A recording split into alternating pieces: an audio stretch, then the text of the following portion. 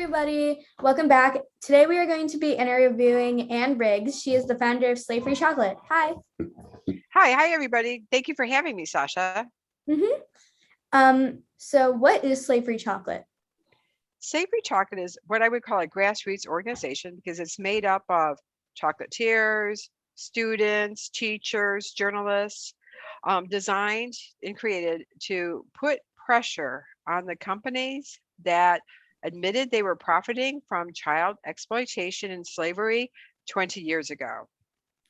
They promised to clean it up 20 years ago and they haven't. And so Slave Free Chocolate is here to encourage them to fulfill their promises. What are some ways people can help? There are a lot of ways we can help because remember, chocolate is a consumer item. Nobody really needs chocolate. We like it, but we don't really need it yet. The chocolate industry is $100 billion industry. But what we can do as people to help the situation is one great thing is to spread awareness. Spread awareness can be done many, many different ways, but the more people that know that chocolate is tied to child slavery, and the more people that do things like email and write, contact the chocolate companies that you can find on our website, contact them and say, hey, enough is enough. I know that the numbers are going up. I know that you aren't doing what you promised you would do. And, as a consumer, your brand's in jeopardy with me, period. And keep writing those letters and keep doing that over and over again and keep spreading the word. And, you can take things to different levels too. Like maybe you can get rid of the slave chocolate in your school or something like that to bring awareness to, ethical, labor and children practices. Why did you start Slave Free Chocolate? I started Slave Free Chocolate because when I found out about the situation in England, when I got back to the US, I thought, well, I wonder what's going on when it comes to, spreading awareness for this cause. And when I got on the internet, there was nothing. There were a tiny couple things. Like I learned that the situation was true. I learned that those companies signed a protocol promising to clean this up instead of being legislated against.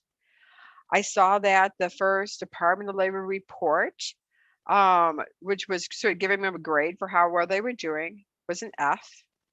And I saw that nobody knew about the situation other than a small handful of people. So I thought, wow, what this situation needs to these companies is a reminder that we as consumers and humans don't want our chocolate tied to, children not going to school, children getting sold under a tree, children not getting medical help. Like we can live in a better world. So let's take care of this problem. The money's there and you promised. So it's really like, think of Slave Free Chocolate, really like a big nagging mom. It's really great that you started it. Oh, thank you. What are some problems Slave Free Chocolate is trying to solve in specific? Okay, what Slave Free Chocolate is trying to solve is trying to work and to be a catalyst to get this whole problem solved. But the things that Slave Free Chocolate, what we run into, is every working for what we run into, it's the same story also with like the smaller ethical chocolate companies that are doing the right thing, which is the marketing that the big companies, the big chocolate companies, and when they're complicit who signed the Harkin-Engel protocol, if you go to their websites, they say the same thing too.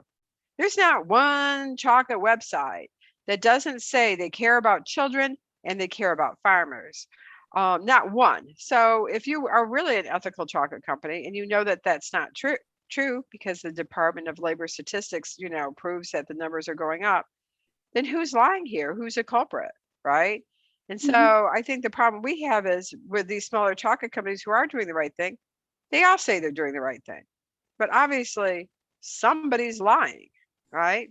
So I think it's been that chasing around some of these marketing initiatives that these companies come in, and the sadness too of hearing these stories of, children not being able to go to school mainly. I think it's universal that children's parents want children to go to school. Parents want that for everybody in the whole world. That's a universal thing.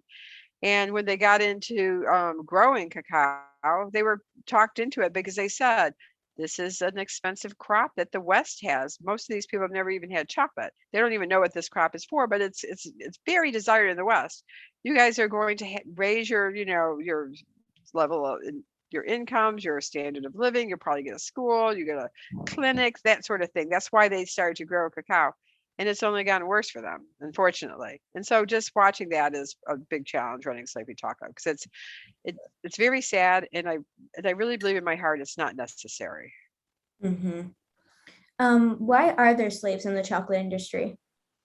Okay, there's slaves in the chocolate industry because when the farmers first started to grow cocoa in the areas of Cote d'Ivoire and Ghana in the late 70s, early 80s, like I said, when they were like talked into doing it, they were getting a high enough price for their bean that they were able to hire in adult paid migrant labor from poorer countries of Burkina Faso and Mali, and they were able to pay them like migrant workers. And then at the end of that particular few month season, they would just go home with some money, right? We're still talking about everybody's poor.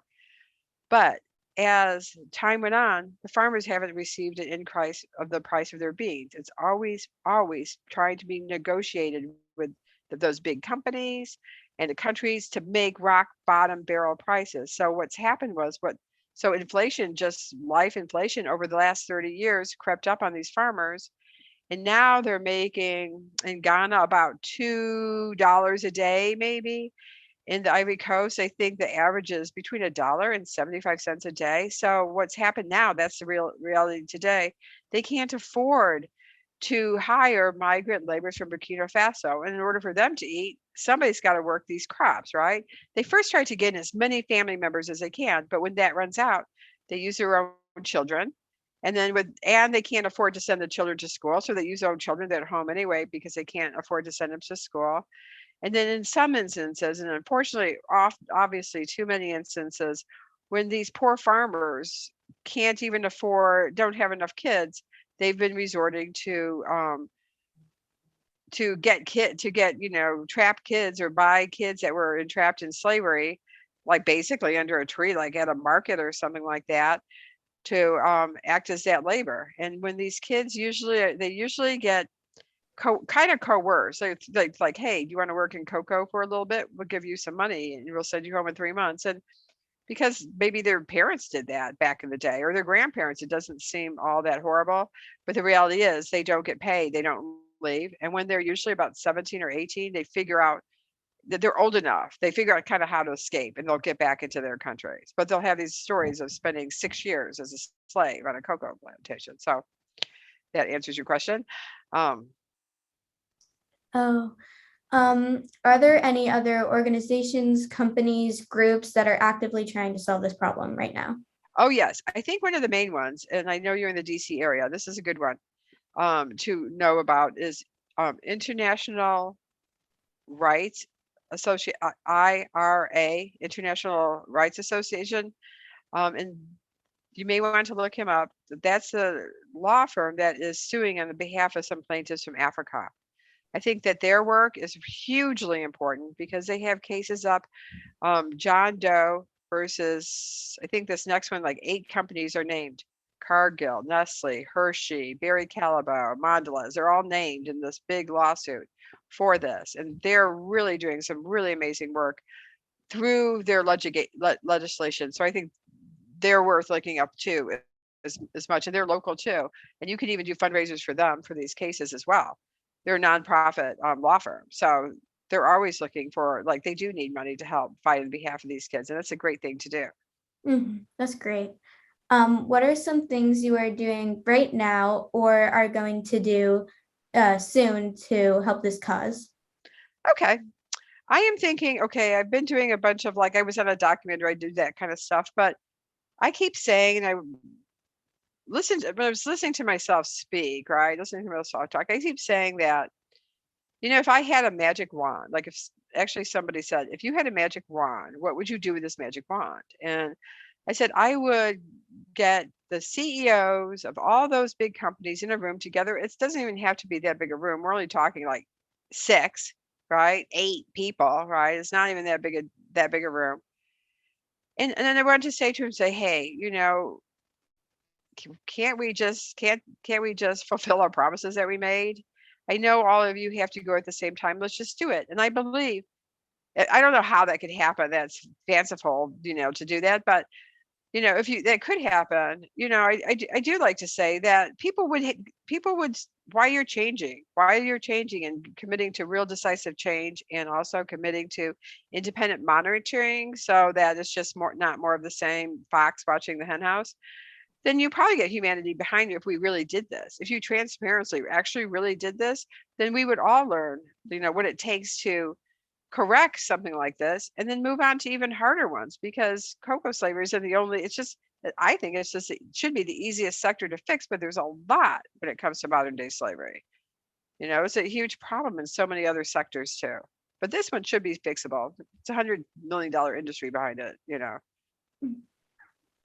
How many people or places are aware of this problem? I think that I would say many people all over the world now are aware of this problem. So I think that the countries that talk most about it are the UK. The UK has a lot, they're trying to do a lot of things. I would say the US number two, but I travel around the world sometimes and go to different places, not necessarily for chocolate, but I do see here we have fair trade chocolate, or here we have, ethical chocolate and ice cream. I saw ethical chocolate in an ice cream store in Milan, Italy, and I thought that was pretty cool. Right? I'm like, oh, okay. So I think a lot of people do now. The problem is, how do we get the elephant in the room, which is talking to those big companies and say, hey, please stop with your smoke and mirrors marketing program, and let's really solve this. I know deep in your heart you don't want this either. So let's all do it together to let's clean up this bad situation. And then, let's have humanity needs a win right now. We need something. And I believe it's solvable. I don't know how, but I believe it's solvable. Mm-hmm. How can people get involved with slave-free chocolate? Okay. You can do a lot of different things with slave-free chocolate. Um, I think one thing is, if you want to spread the words, I know TikTok is a platform. I'm not personally on TikTok, but people doing awareness things on TikTok, people get a lot of views, right? I call that in the beginning, I call that like guerrilla awareness tactics, right? Where maybe you think it's about something else, but you stop and say, hey, I know you're used to my usual bit on TikTok, but I want to stop and talk about this. Doing that kind of thing, being creative, maybe like, passing out postcards, do postcards in a creative way. I think the best thing to do is just be a little pyramid of telling other people, be a little pyramid of trying to talk people into taking a few minutes and emailing those companies. Definitely. Um, where can people learn more about slave-free chocolate or this problem in general? There's a lot of material on our site, slavefreechocolate.org. There's a lot of material there, and there's a lot of links there. But also, too, go into Google it, maybe put some different words on, like, maybe pick a country, what has, I don't know, what has Spain done towards, chocolate slavery? You can find stuff that I probably don't have connected to, like more probably worldwide addressing this. That would be the kind of thing. And then, yeah, I think those would be the two things. And IRadvocates.org, which is that will tell you all about the lawsuits, which is very, very interesting. And tell you they also have other things that you can do more related to legal stuff, which is good. All right. Thank you. That's it. Thank you so much. Okay, well, thank you for having me. It was really great. Okay, thank you for doing this work, Sasha. It's very, very important. Mm-hmm. Okay, have a good weekend. You too. The links will be in the description, guys. Bye.